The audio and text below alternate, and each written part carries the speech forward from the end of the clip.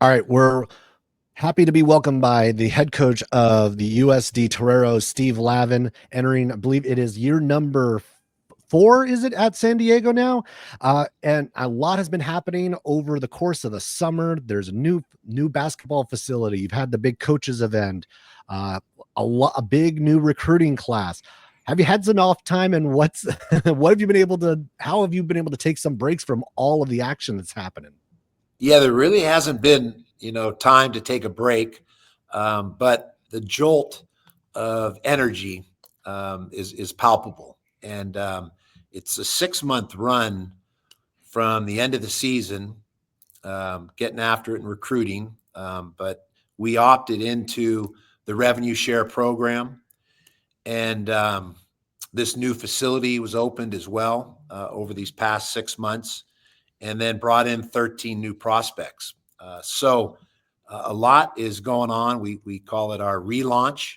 As you mentioned, I'm entering my fourth year. Have a 6-year contract. So in a sense, it's like a halftime, and the alignment has never been better in terms of the 3 years here. We're now in position with the collective, the NIL, the revenue share program that we opted into, and then opening this state-of-the-art facility, which has really centralized our training. Our offices are upstairs from the court. Got a player's lounge, a player's locker room, a film room, a terrific space for our strength and conditioning program. We have a new strength and conditioning coach that is just for men's and women's basketball. And so that's the first time in school history we've had that. And also our own athletic trainer for the first time in school history. So, good energy, good momentum. And we had a terrific 8 weeks in the summertime where we got a sense for our players. We were able to work with 11 of the 13 players. We have 2 players coming in from Europe, one from Poland, one from Serbia, and they'll be here this week, our internationals. But there is a real energy is what I would call it about, looking forward to this upcoming season. I want to kind of to go right into some of what you said right there. You mentioned it's your halftime of what, your contract as it is right now. Halftime's a lot about adjustments, trying to refocus for a finishing touch.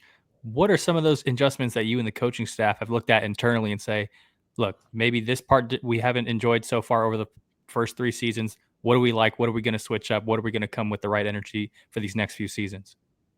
Yeah, we understood that it was going to be challenging because we didn't have a collective, we didn't have an NIL, and as a result, we were putting rosters together without funding, and in a conference where the majority of the schools had a 3-year jump on us when it comes to collective and NIL, being able to pay players.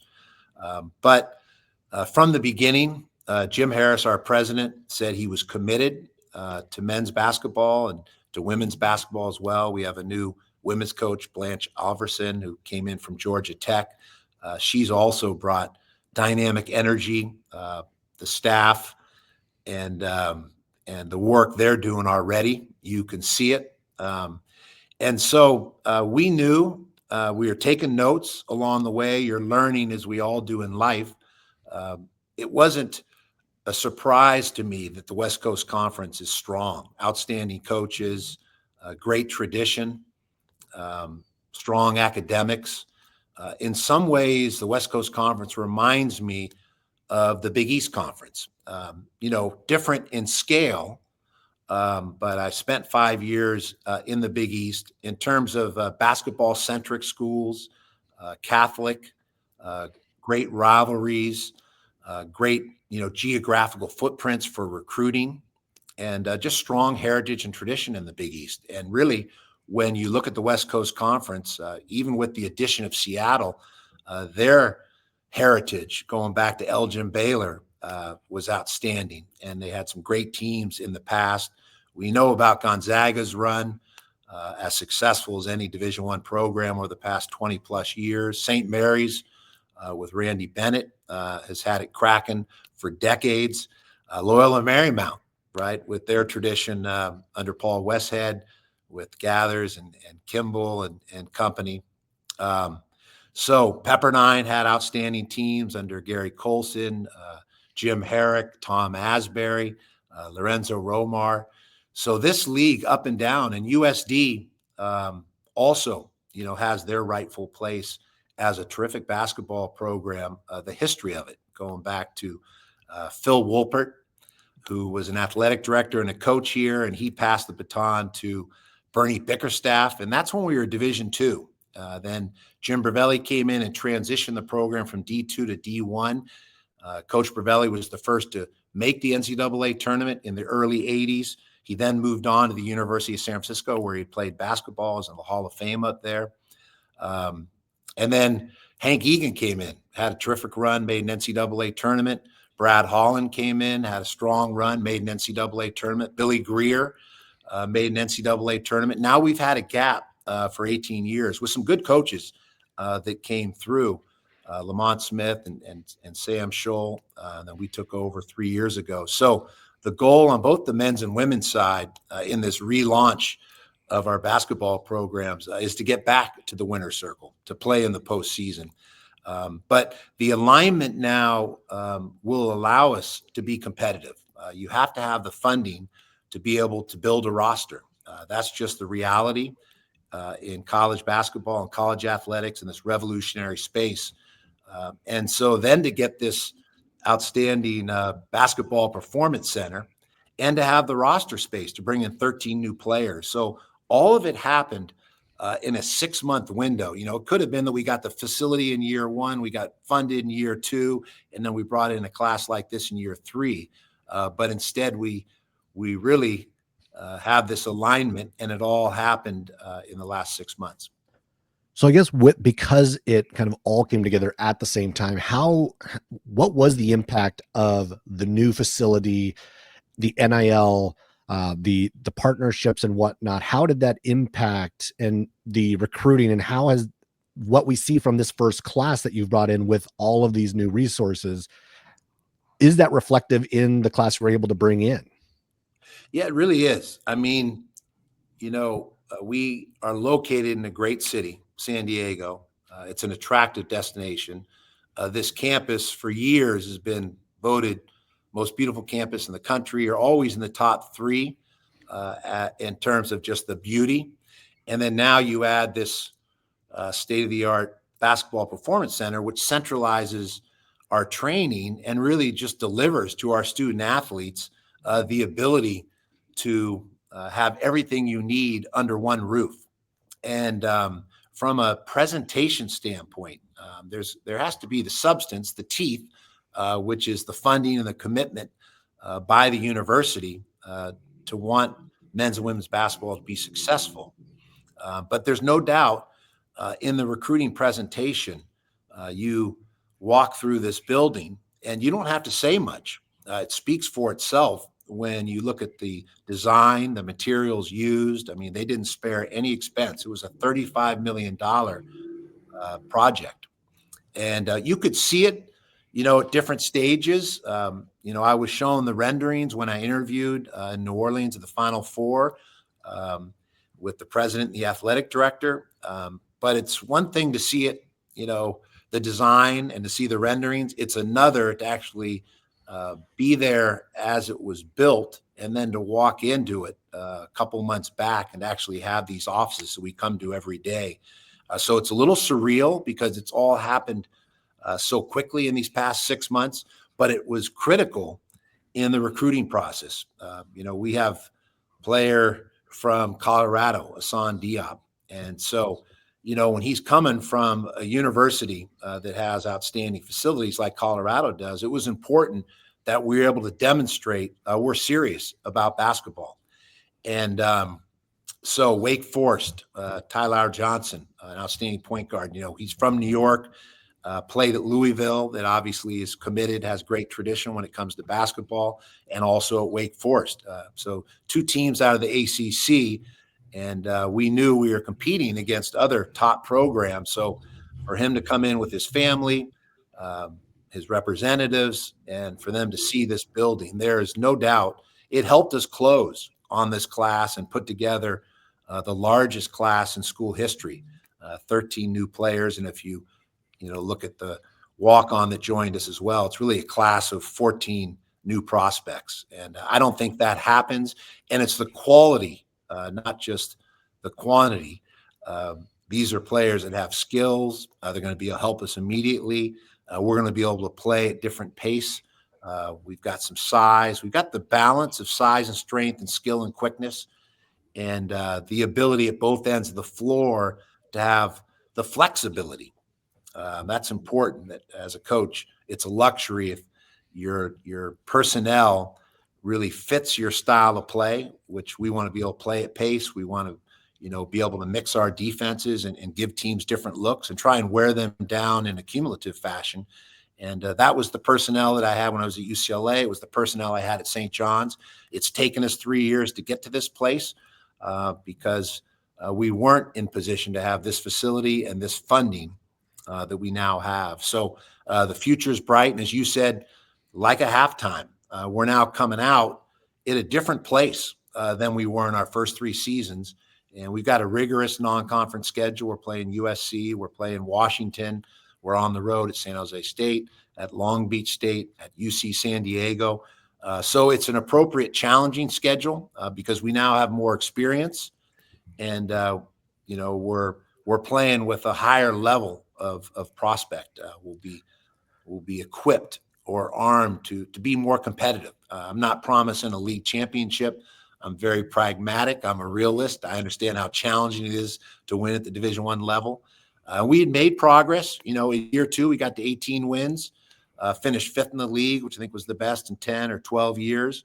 But then we lost 4 starters, 4 leading scorers to Rutgers, to USC, to San Diego State, to UC Santa Barbara, because we didn't have the funding to be able to retain those players and or replace. Maybe you keep 2 if you have the funding, got to replace 2 with equal level talent. But when you lose your 4 leading scorers, you slide backwards. So we went back down to 6 wins and really struggled this past year. But now we're reloaded. And I think we have a more sustainable business model to be able to put together years of success. And that's what Gonzaga and St. Mary, Santa Clara, San Francisco, they've had a sustained run of success, but they've also been in the game in terms of being able to pay players. And now we're able to recruit at a different level. Now, the one thing you mentioned, you talked about like, the experience of some of the guys that you're bringing in. And I think that's maybe one of the differences from a year ago to this year is you've got a lot of guys who have played a lot of years in college basketball. I think it's 11 guys who have 2 or more years of experience at the collegiate level. And this is a league that we have seen really, you have the teams that are most successful are usually the veteran teams. You have a lot of teams who are smart, physical, strong, and that is almost like one of the keys to success in this league. As you kind of think about what this team has been, especially as you've seen them start to practice early on, what's the kind of early sense you get of your guys now that you have a little bit more of a veteran crew that's going to be going into the season? Yeah, it's you touched on a lot of important points there. In the past, the key was continuity. But as we know in this revolutionary space with the transfer portal and almost the equivalent of speed dating, but in recruiting, in a short window of time, you've got to be able to turn over your roster. And if you're fortunate to have some continuity, that's even better. But you really have to be prepared from year to year to, bring in new personnel. And so how quickly you can adapt and adjust with these new pieces. Practice, rehearsals is really important. I've always drawn the parallel to musicians. The more you practice, the more you rehearse, the better you get a sense for one another and how to play together. And you're going to make better music if you're musicians. And in basketball, it's the same. And so these 8 weeks in the summer are really important for us to evaluate the players, to get a sense for what we have, but also for the players to get to know one another and how to help one another play towards their strengths. And I didn't want to come in with too much of a predetermined or premeditated mindset in terms of the players we are working with, because even if you look on synergies or watch games from their prior stops, they're different now because players are changing and evolving. And then the players with one another and the players with this staff are going to be different. And so that's where the alchemy plays a part in building chemistry and building cohesion. It's a group that can play at pace. I like our ability to get up and down the floor. There's versatility in terms of interchangeable parts. Positionless basketball is something we're seeing as a trend, whether it's the Golden State Warriors with their small ball approach, or even that European influence with bigs that can step away now in college basketball and knock down shots, the ability to invert and, have your guards posting up. And we want a flexible offense and approach, and also a flexible defense, because today you've got to keep people off balance. One of the things I'm so pleased about is the fact the NBA Finals, had two teams in Oklahoma City and the Indiana Pacers that played at pace, but also played a very cohesive brand of basketball. They moved the ball very well. They were, purposeful with their use of the bounce. It wasn't they don't use the dribble. Obviously, that's an important part of offensive basketball, but it was purposeful use of the bounce. They were very efficient. Obviously, on-ball screening is not going away, so you have to be prepared for that. But I like the fact the spacing, the screening, the ball movement, in the NBA Finals sets a great example for all levels of basketball. And that's a good thing. And I also think the international flavor and that influence on the game throughout the world has been a positive element or aspect for young players coming up to understand that, hey, fundamentals and refinement and understanding how to be a good teammate and how to play with one another, those are all important ingredients that go into winning basketball. And so with our group, we're going to have the versatility on the half court to take advantage of matchups where we feel we have an advantage. We do want to play at pace, but people aren't going to let you just, have a fast break drill on them in the West Coast Conference, right? Ball possession is important. Teams are going to take care of the ball. They're sound defensively. So you got to run off your defense when you can turn people over or unnerve them some, or get them to play fast or be in a hurry and take bad shots. And then that gets you out in transition. But if you don't have something, you also got to be able to go second side and look inside and get to the third side, play inside out, and get high percentage looks to try and get opposing teams in foul trouble and get yourself to the foul line and whatnot. So we have a group with experience, the ability to shoot the ball. We can stretch the floor, which really helps your spacing, allows your bigs more time and space to operate. When you've got 3-point shooters on the perimeter, teams have to pick their poison. It also opens up your drive and kick game and your ability to get to the rim, back to being in a situation where you can put opponents in foul-prone circumstances and force officials to make calls. So I also like our versatility defensively. We can press. We can play a switching man. We can mix our looks defensively, which we were able to do a couple years ago rather effectively. But this group has more length, more speed, more strength as well. So I think there'll be more resistance at the rim. That's something we struggled with during our time here, is we haven't had the ruggedness or the size to really provide consistent resistance at the rim, like goalies in soccer or hockey. That's an important element. And if you look at Gonzaga and St. Mary's, right, their ability to shoot the three, defend threes, but also they have resistance at the rim. And then the rest of the teams in the conference, to varying degrees, have had that from year to year. But the dominant teams at the top, the championship level basketball, is still established inside out, both offensively and defensively. And Gonzaga and St. Mary's have consistently demonstrated that's what it takes to win championships. So we're building towards that.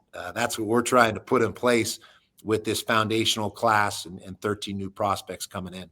So I kind of want to take a step back here and go back to something that Zach mentioned in the open, where San Diego hosts the coaches clinic, and in that new facility, you see the immediate impact, the communal impact, philanthropic, however you want to dice it up. But I kind of want you to walk me through the pitching of the idea conceptually itself. Who was in the room to start with? How did it come together? And who were some of those leading voices that said this is an event that makes sense for USD? And then eventually how the event went itself.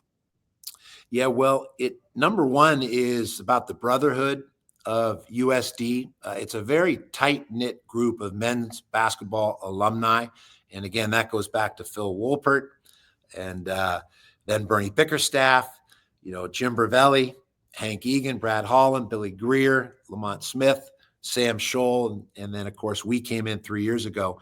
But there's a remarkable bond among the men's basketball alums. And in terms of each year meeting in the past, it was held in Las Vegas during the NBA Summer League. Matter of fact, a year ago, we brought our entire team over there to participate, a chance to, again, get that engagement with former players and current players, what I think is so important, the kind of potential mentoring that can happen. And just that commonality of a shared love for USD basketball and the fact that those guys that have gone on, like Mike Brown with the Knicks, Chris Grant, who's had stops in Cleveland and San Antonio and various roles, now is with the Atlanta Hawks. We know about Coach Musselman at USC, David Fizdale, who's been with a number of teams, the Lakers, was the head coach of the Knicks. James Borrego has, been multiple stops as an NBA head coach. It's special. Nick Kerr, Steve Kerr's son, who's coaching the D League, is now at the Warriors, an assistant with his father, Steve. So that bond is there, and we decided let's bring it to campus. And not that we won't at some point also go back to the NBA Summer League, but we want this to be an annual event where there's a clinic tied to an alumni reunion element as well. And August is a good date because it's before the NBA really takes off, and there's a little more time in terms of the calendar to bring people together. And then Blanche Alverson, who's really infused the athletic program with her energy, and she's off and running with strong recruiting class, and they also bring some players back as well, and she's hired a terrific staff, and we work on the same floor here, and there's good energy in the Basketball Performance Center. So I've really enjoyed time with her. Chris Grant and one of our business school grads, Scott McCafferty, who didn't play basketball, but during his time here in the 80s and 90s, became friends with some of the basketball players, and in particular got to know Chris Grant. I think it was actually in the early 90s, like 90 to 94, I believe, is when Chris Grant was here with Hank Egan. And Chris's son, Bowden, is in our program right now as a preferred walk-on. So really, it was just like the time was right to bring that event that had been at the NBA Summer League to our campus, and an opportunity for them to see our new home in the Basketball Performance Center. We still play our games in Jenny Craig Pavilion. But it was just great. And it was an outstanding coaches clinic. We had Lindsey Gottlieb and Beth Brown from USC, and then that lineup of Borrego and Mike Brown, David Fizdale. We also had a panel with Blanche Alverson, myself, and Chris Grant and David Fizdale, just talking about the state of basketball at all levels. So it was terrific. It couldn't have been more pleased, not to sound like an infomercial or be too evangelical about it, but there really is something special about USD tradition and heritage. And this was an opportunity to kind of pay a tribute to the former players, but also allow our players to participate because they were on the court for some of the clinicians. Yeah, no, it looked great. I mean, look at you mentioned how you like the external team promoting it. It looked nice. You saw the way that everyone was invested in it, and I think that's something that reflects well on how everyone's coming together due to this facility and kind of what you envision San Diego basketball being at this current moment. So I very much enjoyed it. I know a lot of people who are like, oh, you take notice of small things like that because it all adds up to a healthy program. And I know Zach shared some similar sentiments, when he pulled back the reins and that's something that's really nice to see USD doing, kind of bringing everyone together. Yeah, it makes sense. We talked about that line, that phrase, that word alignment, but it's really true with the president, Kim Yamasi, our athletic director, has been here a little over a year now. And then with Blanche on the women's side as a head coach. And, there's so many elements to college athletics now. The development piece is really important. We had open practices where we bring donors in and give them an opportunity with this wonderful facility to watch us practice. And that engagement, I think, is important. As you mentioned, Max and Kara, who have been terrific in terms of, telling the stories and presenting it in a way that looks good and is entertaining, and allows our base, our Torero Nation, to know what's happening, to feel good about the direction of the program. And so we really have had that alignment and delivery and couldn't be more pleased. And I knew when I took over 3 years ago that there's going to be steps, right? It's a progression. When you look at the top of the league, there is continuity of decades, right? And we haven't had that kind of continuity, but our best runs, there was continuity. Jim Bravelli was here 10 plus years. Hank Egan was here 10 plus years. Brad Holland was here 10 plus years. Billy Greer had a close to decade run here as well. And if you're going to have success, you do need that continuity piece. Not that there isn't times where you have to make change, right? Change is inevitable in life, and we understand that in college athletics. But the more you can have a foundation and have some sustained continuity, the more likely you're able to build something that can be successful for the long haul. All right. And just thinking about this again, like this is San Diego's the last not Gonzaga St. Mary's team to win a WCC tournament. So think about this is a program that does have there. It always feels like there's high ceiling potential for what San Diego's capable of doing because of the environment they've had. And again, you mentioned the tradition that San Diego has had over the decades and whatnot. As we start to wrap it up, like we think about this season, think about this team, how like when you think about where maybe the team a few years ago was and they making that run to be the 5th place team and whatnot, how would you what's your excitement level compared to that one when you think about the potential that this squad has? Yeah, it's a really good question. They're dramatically different. That group really came together as we went along. I think we started league 0-5, but then we won 6 out of 7 games to crawl back, into the upper half of the league. That group had terrific resilience.